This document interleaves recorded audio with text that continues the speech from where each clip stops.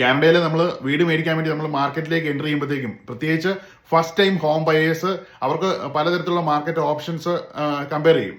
ഇപ്പം നമ്മൾ നിലവിൽ 5-10 വർഷം പഴക്കമുള്ള ലിസ്റ്റ് ചെയ്തേക്കുന്ന വീട് മേടിക്കണോ, അതൊരു പ്രീ കൺസ്ട്രക്ഷൻ ബ്രാൻഡ് ന്യൂ വീട്ടിലേക്ക് പോകണമെന്നൊക്കെ ആൾക്കാർക്ക് പൊതുവായിട്ടുണ്ടാകുന്ന ഡൗട്ടുകളാണ്.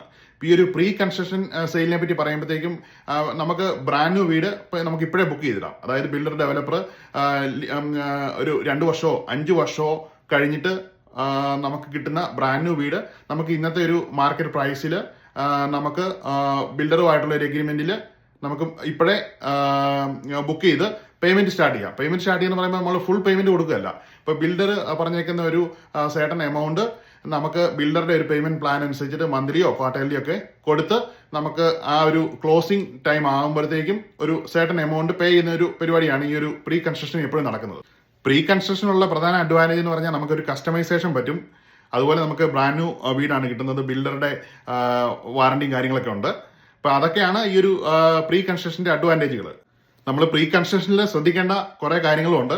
ഈ ഒരു ബിൽഡറുടെ കണ്ടീഷൻസ് ഒക്കെ നമ്മൾ എപ്പോഴും ക്ലിയർ ആയിട്ട് വായിച്ചു നോക്കണം. അല്ലെങ്കിൽ നമ്മൾ ഈ ഒരു ടേം കഴിയുമ്പോഴത്തേക്കും ചിലപ്പം അസൈൻമെന്റ് സെയിലും കാര്യങ്ങളൊക്കെ ചില ബിൽഡേഴ്സ് റെസ്ട്രിക്റ്റഡ് ആണ്. അപ്പം പ്രീ കൺസ്ട്രക്ഷനുമായിട്ട് ബന്ധപ്പെട്ട് എന്തെങ്കിലും ഡൗട്ട് ഉണ്ടെങ്കിൽ ഈ താഴെ കാണുന്ന നമ്പറിൽ വിളിച്ചോളൂ. Have A great day.